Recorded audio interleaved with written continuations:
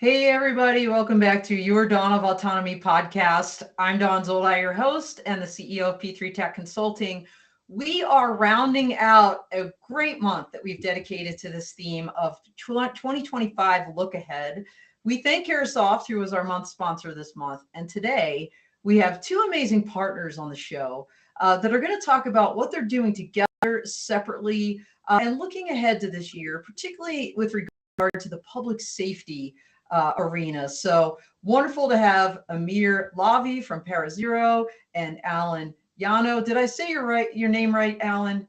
Yanow, but that's okay. Yeah, Yanow. Okay, all right. It's Zoldi. People call me Zoldi. I totally get it. I apologize. I did that to you. So, by the way, Alan, fun fact, is a 12-year U.S. Navy veteran. So, thank you for your service, Alan. Really appreciate that. And he is with Public Safety UAS LLC or PSU. And we're going to talk all about that here in a second. But before we do, let's talk about both of you. Okay, so in fact, let's start with Alan. I kind of gave them a little bit of a hint about your background there, but why don't you tell us a little bit about yourself? Yeah, thanks, Dawn, and thanks for your service, especially in the aviation community. That's right. um, so, a little bit about me. Born and raised New Jersey, and did join the Army when I was 16. Did a couple years in the New Jersey National Guard, and then 12 years in the U.S. Navy. I finished as a Chief Petty Officer and specialized in cryptologic intelligence, GSM tracking, anti-ship missile defense. Did some time over at the NSA in Augusta, and then got into law enforcement when I went into the reserves. So kind of did some of the both, and policed in Greensboro, North Carolina for 7 years. I'm currently a detective in Roswell, Georgia, a fantastic agency. And along with that, I've been working as the operations director for Public Safety UAS, providing drone training and solutions across the country, and recently abroad for drone training. Thank you for having me. Oh, wow. That background, between Army and Navy, totally different cultures, right? Active duty guard, totally different cultures.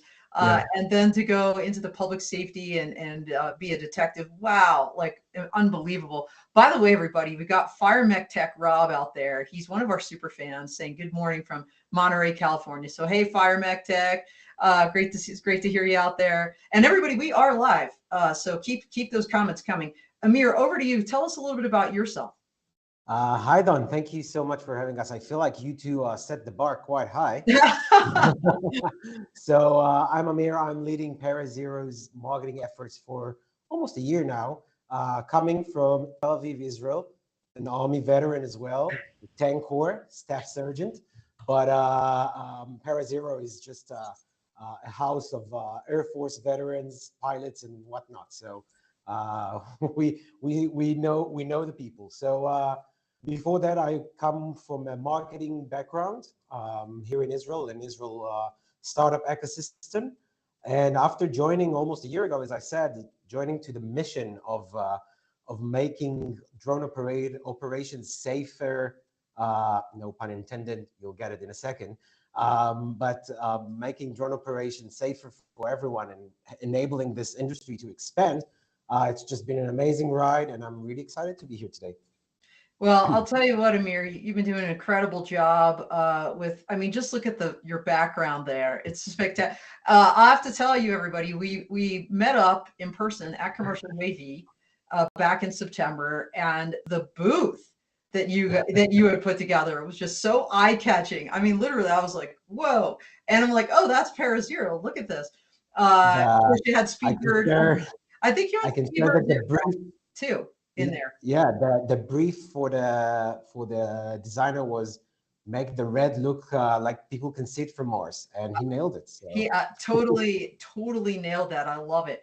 Well, let's talk a little bit, Amir, about the origin story of ParaZero. I know you have a really interesting kind of backstory as to how ParaZero was founded, something about a near accident that kind of inspired the company. So tell us a little bit about this.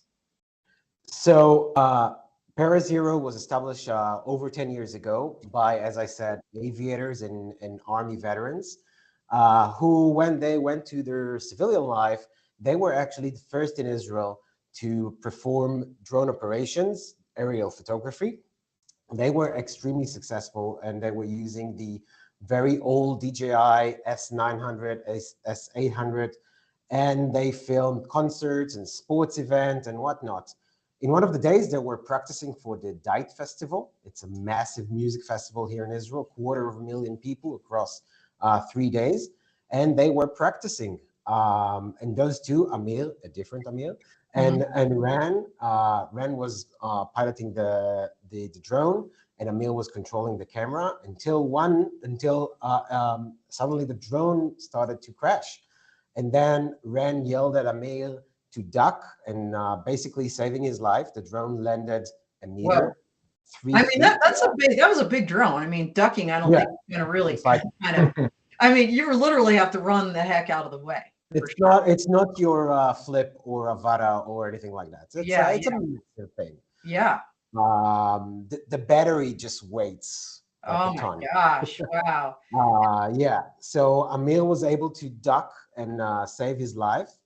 And then they realized that something needs to be done, because flying across 250,000 people could be dangerous. Yeah.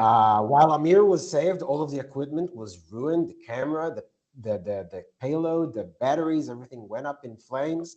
Wow. So we're talking hundreds of thousands of dollars burning in front of their eyes. When they finished wiping their tears, they decided that something needs to be done, and so they set course to develop the first parachute recovery system in the world. And so they started to develop those systems. We have a patent listed for the way that we shoot out the parachute. And we developed parachutes for all the DJI lineups, for different drones as well, but let's focus on DJI for a second. And they were very successful getting approvals, the first approvals to fly over people for organizations such as CNN, Chicago PD, and whatnot. Actually, fun fact, the first time that the Super Bowl was filmed from a drone was with a ParaZero system on board. Oh, that's amazing. And so, Amir, also that was 2014. So last year you guys celebrated your 10-year anniversary then? Yeah, that was right. We celebrated with a shiny new red background. No, joking. Yeah, no. We work hard and play hard. We're now in the work hard part.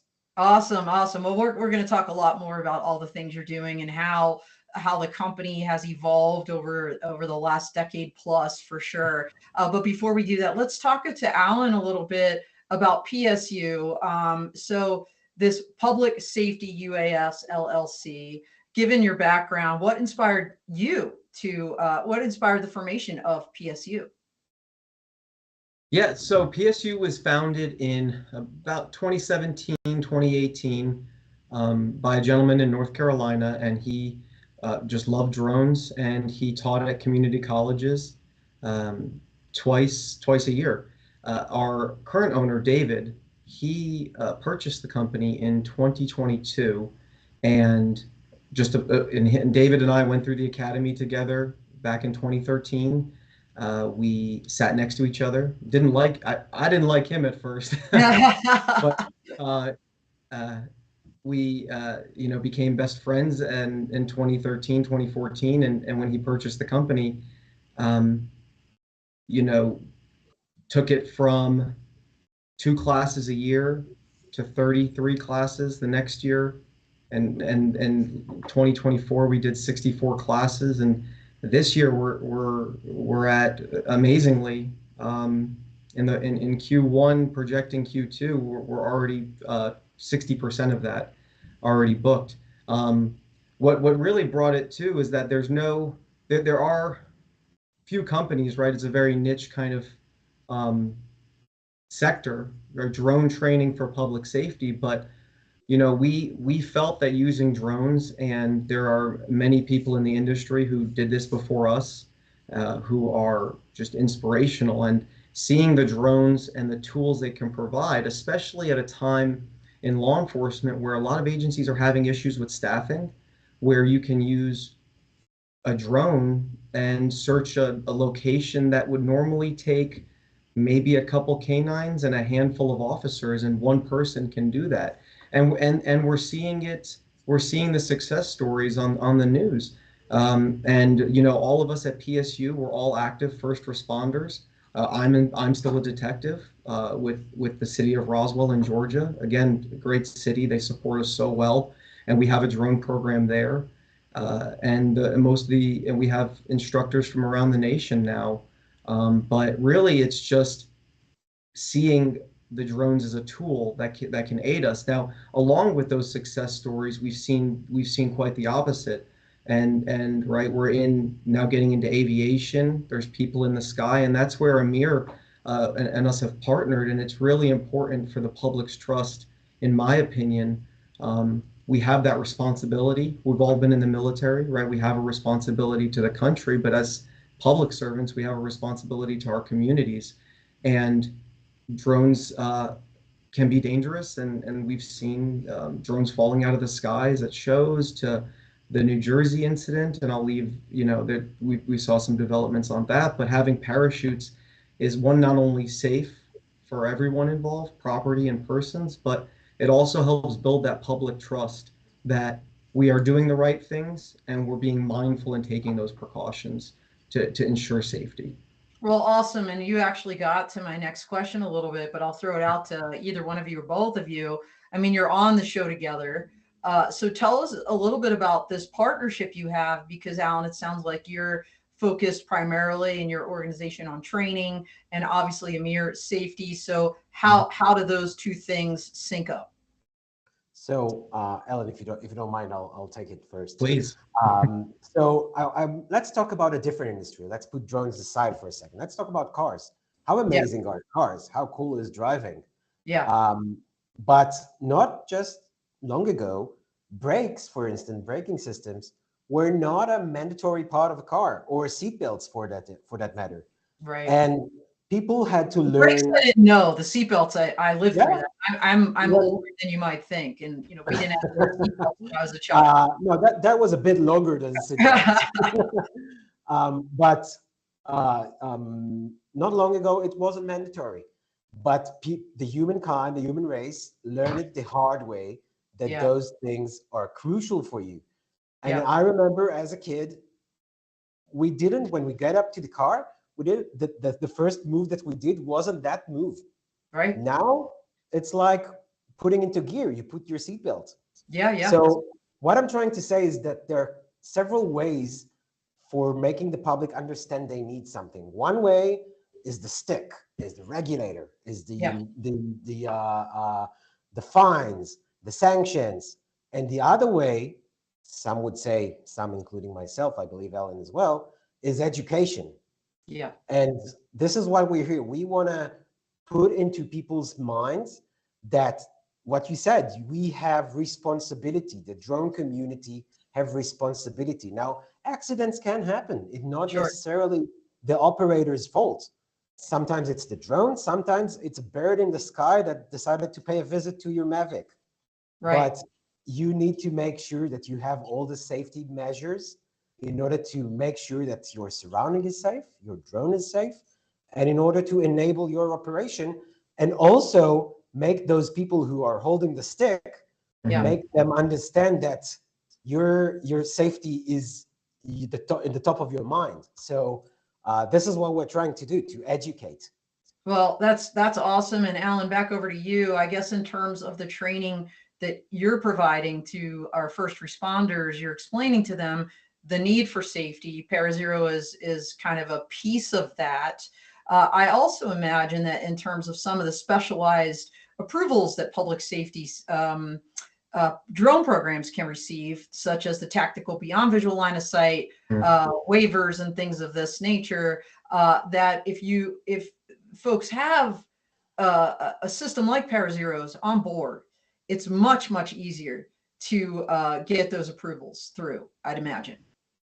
Yes, and now that people are working with the FAA, and you know, originally it was taking, and no, nothing bad on the FAA by any means. I'm a FAST team member for the FAA safety team, where we have drone pros. There's a few hundred of us nationwide, but Yeah, it was originally tough. We didn't know the verbiage. You know, you have a lot of public safety personnel who don't have experience, and we're not necessarily going to hire aviation attorneys um, uh, to go ahead and write these for us because most people just don't know. But yes, it enables law enforcement agencies who are operating, whether it's COA, whether it's 107, or a blended approach, which we recommend to our students and partners.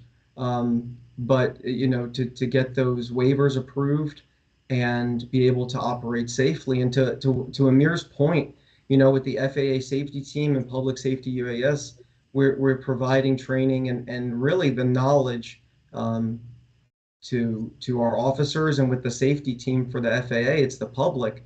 It's pretty standard in the United States that to drive a car, you need a permit or a license. If I was to go to any big box store right now and purchase a drone, there's nothing in the box, there's nothing on the receipt that tells me that I need to go get a trust certificate, which is a free certificate that might take 15 minutes. Right. There's nothing in there that says that. In an ideal world, if I was the man making the decisions, it would be great to have to enter in your trust certificate number or your Part 107 number into the drone as your driver's license number. But you can't really fault the American people. They just don't know, and that's kind of where we need to spread the education, right? If I can go buy an Xbox and next to it I can go buy a DJI Mavic 3T or an Autel or Uniform Sierra or any of these fantastic drones out there, there needs to be knowledge. So that's kind of where we're all at. Okay, excellent, excellent. So I want to jump into this, Amir, for those that don't fully appreciate what ParaZero does. We know they're parachutes. I'll do the air quotes. I know much more than that. It's an entire system. You've got Safe Air that is really stand out. Your patented ballistic parachute launcher. So walk us through, what this technology is and why it's so critical to public safety, but of course other markets as well. So this is a great question. So when we're talking about the Safe Air system, the Yep. Safer is just the roof name for all of our safety systems. So you have the Safer for the Mavic, the Safer for the M30, and so on. Basically, when we're saying Safer, it composed with three main components. The first one is the computer. Hang on tight, folks. The computer is called Smart Air. We're so the computer is set with over 10 different sensors who are constantly monitoring your flight, monitoring your speed, your altitude, your yaw, X, Y, Z axis, and so on. And basically, it is set to your drone. And once it detects any flight anomaly, such as sudden loss of descent, or if you roll too much, or if the motor stops for any reason, it is automatically will deploy the parachute. So this is the second component, the parachute. But identifying. So the parachute and the computer, the smart safe. Would you just call it? I'm sorry. Smart Air in the Safe Air. Smart Air and Safe Air work together for that kind of airspace awareness, and then if needed, the deployment. Exactly.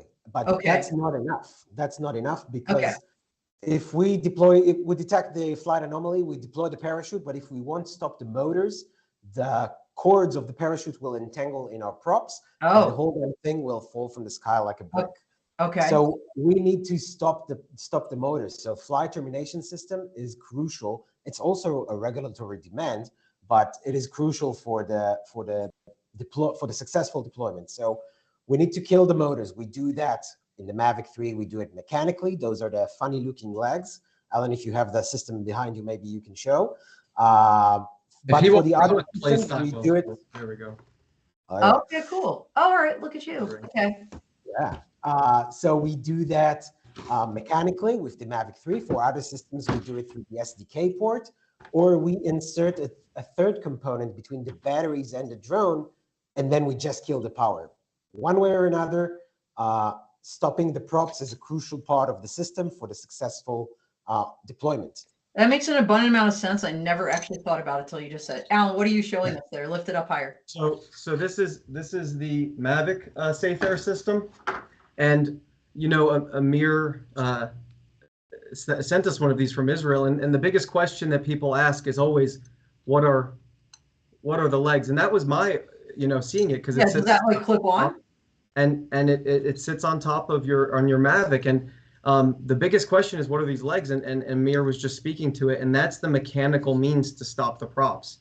And Amir, I'm not mistaken, right? Yeah. All right, he's got it. The All mechanical means, so people always wonder what the spider kind of looking legs are for. So okay. Wow, I mean, I already learned a couple things already today. This is really cool. We also have, I think, a really neat video to roll. So why don't we go ahead and take a second to do that? I think it's got its own voice, so we'll let that go.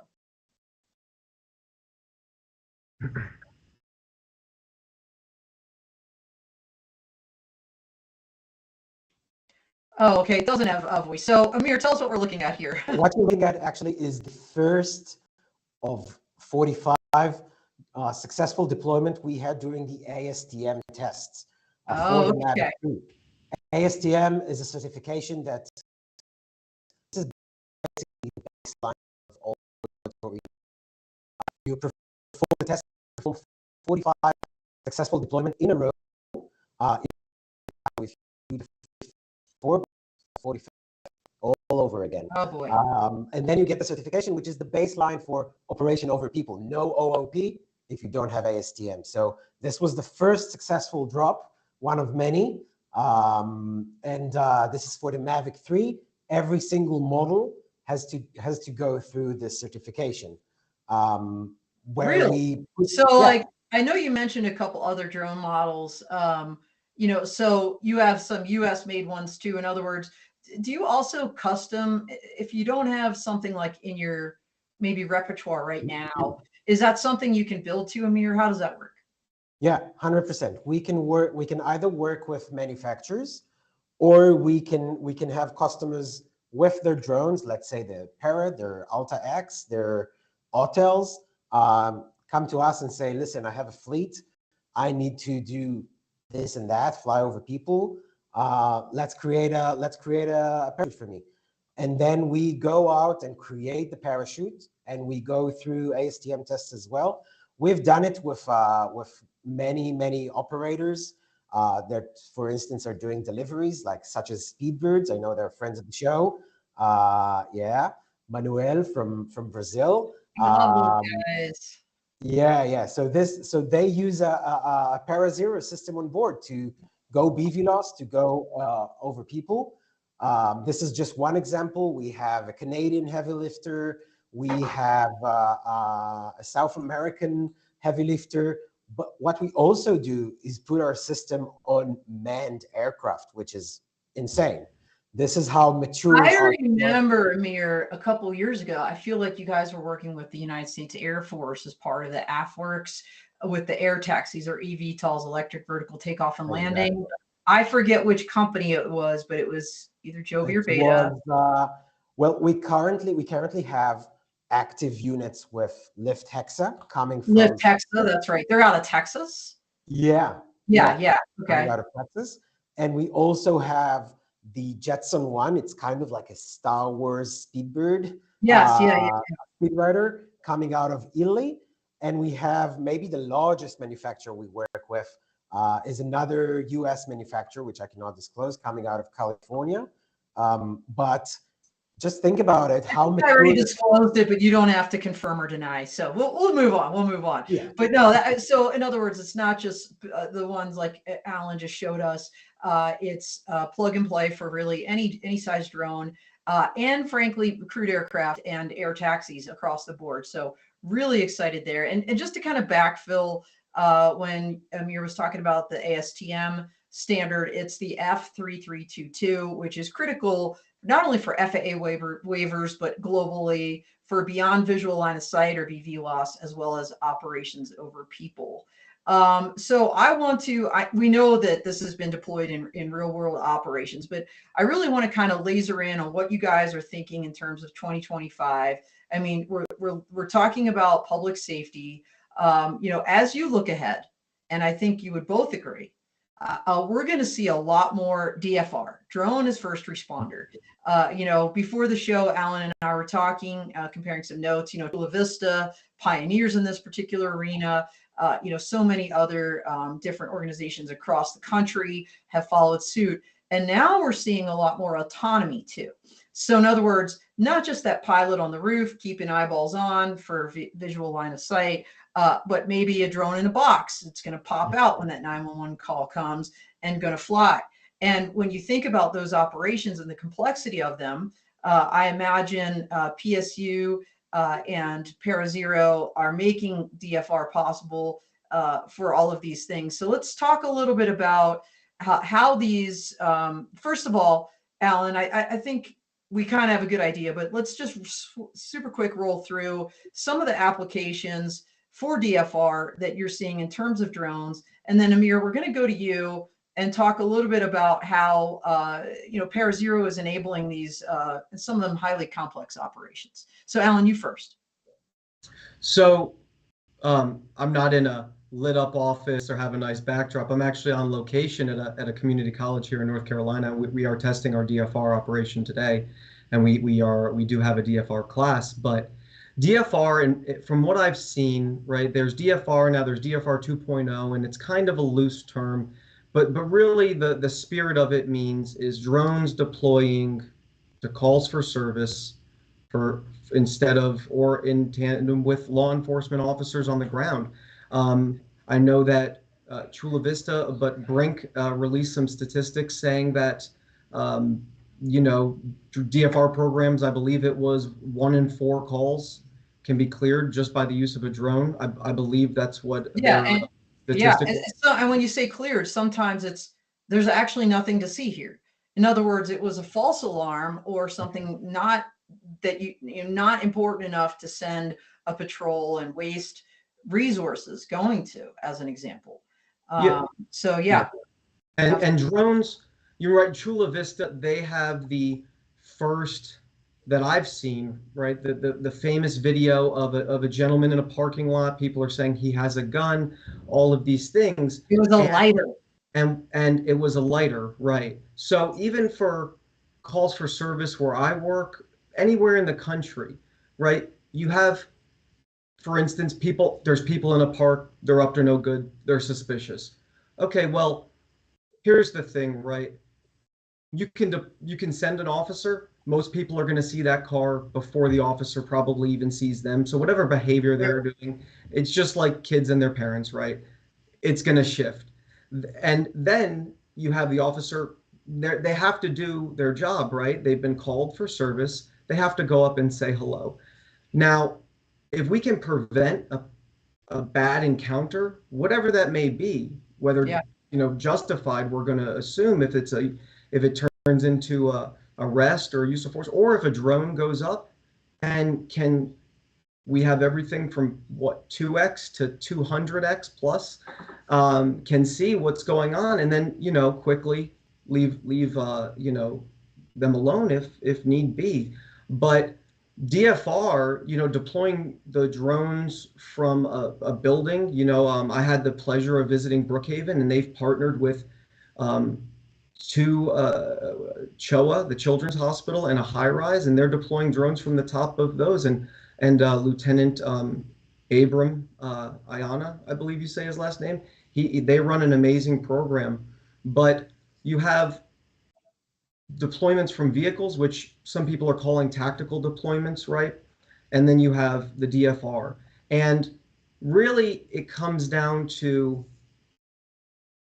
a lot of agencies trying to implement this, but the cost is great. And that's kind of where ParaZero and parachutes are important, is because right now I almost consider it the race for space. All of these companies are making these amazing solutions, and I'm not speaking about specific companies, but when we're technologically advancing fast, sometimes software coding equipment gets overlooked. And you have to have protections in there because we're racing. The companies are racing to push these products out there, and just like cars, right? There's recalls in the motor vehicle industry. The same thing can happen with drones. There's reported flyaways, there's software issues, there's user errors, but DFR is definitely the future. I just would like to see, and what PSU, we tend to think about the 99% of agencies who don't have large budgets, right? I always kind of go back to a large police department from last time I looked from the FBI was 50 officers is qualified as a large police department. I work somewhere where there's 170. I came from somewhere with 750. So not every agency is going to be 45,000, 50,000 strong like NYPD. Most of your agencies are going to be smaller, and they don't have, the budgets for $50,000, $200,000 programs. So I think the future is right now getting all of these implemented, and then once that happens, you're going to, hopefully see it become more feasible for a lot of these agencies. You could pay for a lot cheaper, but they just don't have the to do it. I'm sorry, I didn't mean to cut you off, but absolutely 100%. I want to talk to Amir for a second, because Amir, you wrote a really great white paper about the use of ParaZero and Safe Air and your system for public safety across a whole range of different emergency services. So we were just talking with Alan, of course, is DFR, which is really, I think, the up and coming and kind of growing use case. But as he said, tactical, whether you're popping it out of your trunk or otherwise, search and rescue, disaster response. Sadly, disasters aren't slowing down globally. They're increasing. Same with firefighting. The world has been on fire. California's been on fire for over a month. Yeah. By the way, that white paper, everybody, you can find that on Autonomy Global, our new digital media platform, under the resources tab. It's a really beautiful document that Amir created. So tell us a little bit, Amir, as you look forward to 2025, how you foresee ParaZero really making a difference in this first responder market, and what you think the changes are going to be. I think if we're looking forward to the future, I think what Ellen spoke about, those drones in the box, are really the next big thing.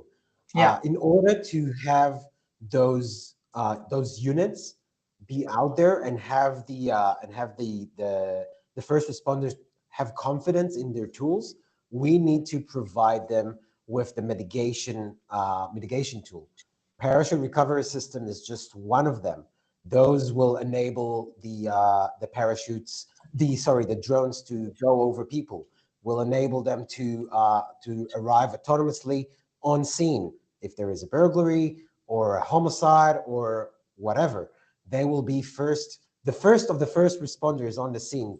Those will be. But those operations, as Ellen spoke, are a bit expensive and are advanced. But let's talk about tactical uses. We want to get to the situation where every unit, every officer, every squad will have their tools, their eyes in the sky with a thermal camera, where they can apply it for search and rescue missions, from people going lost in the wilderness, to SWAT teams, to assisting fire departments in locating people in burned buildings, in burned towers.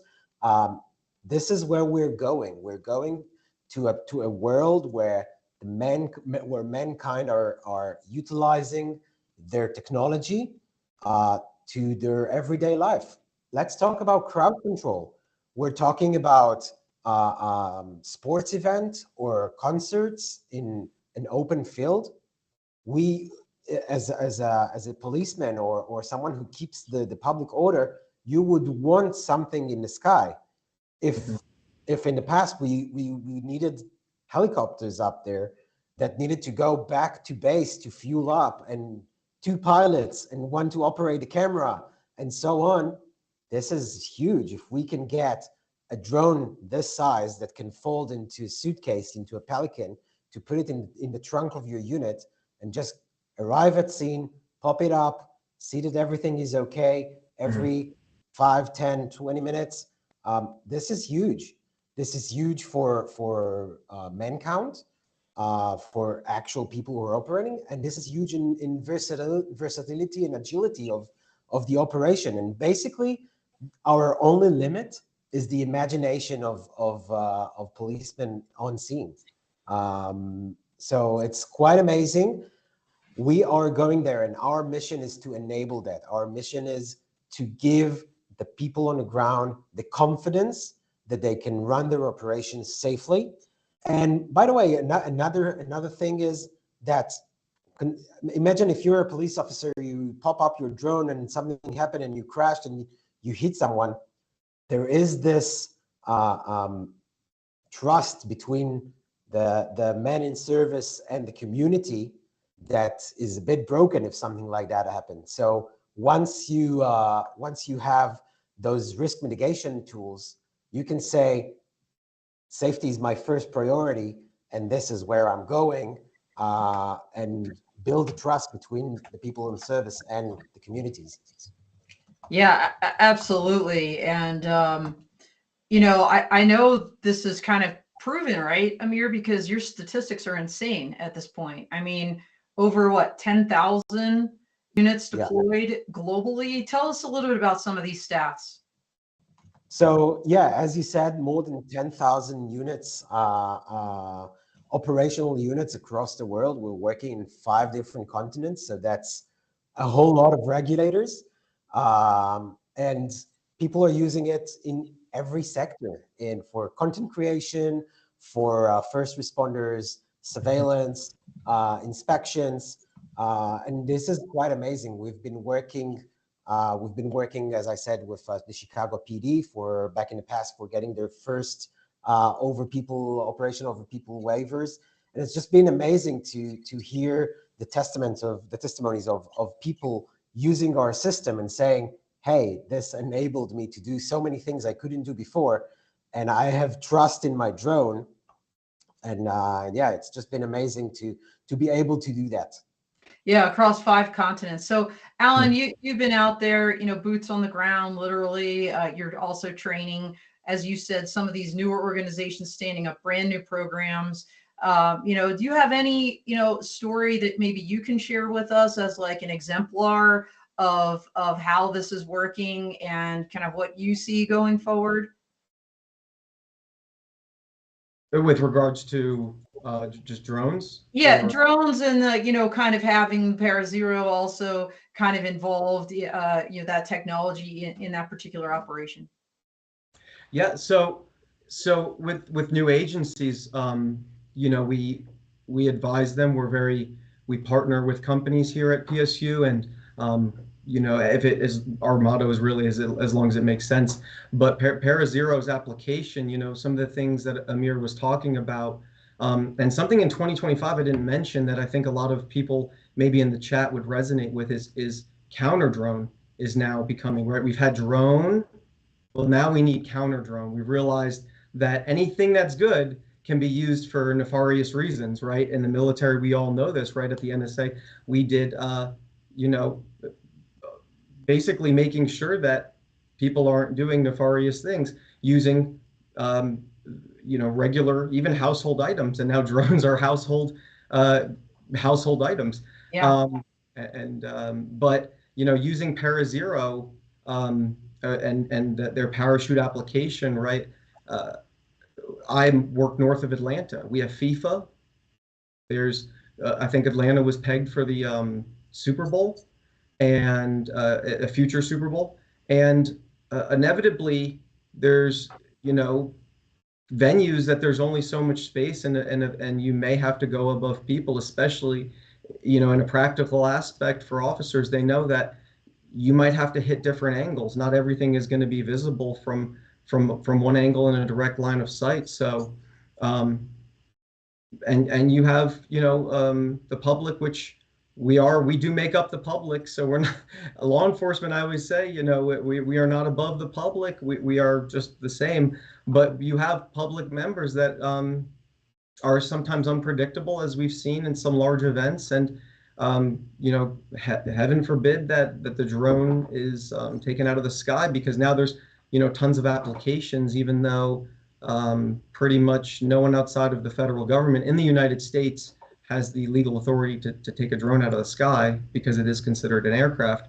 Right. Having these applications, in short, is quite important. And as much, if even in law enforcement, right, when I leave the gates of my agency, there's a sign that basically says, no matter what the emergency is, no matter how great, essentially watch your speed. I don't remember the exact verbiage of it, but we can do so many great things with drones, but if we're not doing it safely, then do the ends justify the means? Yeah, no, And it's a that's subjective, great point. right?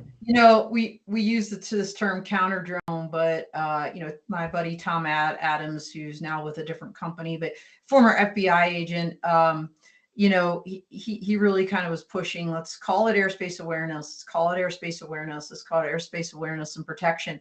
And I really agree with that. Amir, you already said that your smart air, kind of gives you that, what is around, is there something dangerous? And I never really honestly thought about ParaZero in the context of counter drone, or let's call it what it is, airspace awareness and protection. Mhm. But it really makes a lot of sense because, you don't know what that hazard could be. And the hazard could very well be another drone. And, if for some reason, you do need to kill the props, not just because of the parachute could get entangled, but because I got to get this thing, I don't have time to react. I got to hit the kill switch, and it's just going to come down, and that parachute's going to make it safe. So, I actually, Alan, never really thought about that context, but that also makes an abundant amount of sense. Well, gentlemen, this is crazy. I knew our time would fly, no pun intended. But we're getting short on time. So I want to make sure that we talk about anything else you guys have coming up this year in 2025, and any final, kind of remarks you want to make in terms of, public safety and use of drones and ParaZero safety systems and all of this looking forward. So I'm going to give Amir the last word. I'm going to let Alan go first as you wrap it up. And please also include, how people can reach you and learn more about what you're doing. Absolutely, thanks. And again, thanks for having me. But so big things for public safety UAS in 2025. We've launched our new student portal. So if you go to www.publicsafetyuas.net, you can look and you'll see we launched our new student portal, so you can look at all of our classes. If there's not a class in your area, please reach out to info@publicsafetyuas.net. And we encourage any agency that wants to host, and we give you 2 free seats, and there's no other obligation. Some big things coming up with us. Last year, I had the pleasure of going with 2 of our other instructors to Taiwan to teach search and rescue, and to an NGO based, for maybe some geopolitical concerns as well as tsunami concerns. So we taught search and rescue, but we're going to be in Canada in March, and I will be there. My wife wants to go, but I don't know if she's going to stand the weather. But we have Nick, who is a new instructor of ours, who was a full-time firefighter in Canada, and we are expanding. So you can reach out info or Alan at publicsafetyuas.net, and that's how you can reach us. We have standardized training, and we can customize training. Just know we're all public safety. We understand police, and we work with police. We give that personalized service. But my only advice to the public safety community is we're a very proud community, right?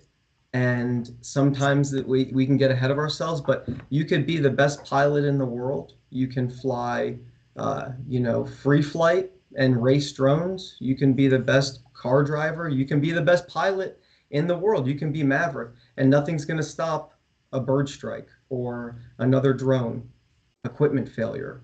These are things that no matter your skill set, even if you take all of the precautions, you follow your pre-flight checks, your post-flight checks, things fail.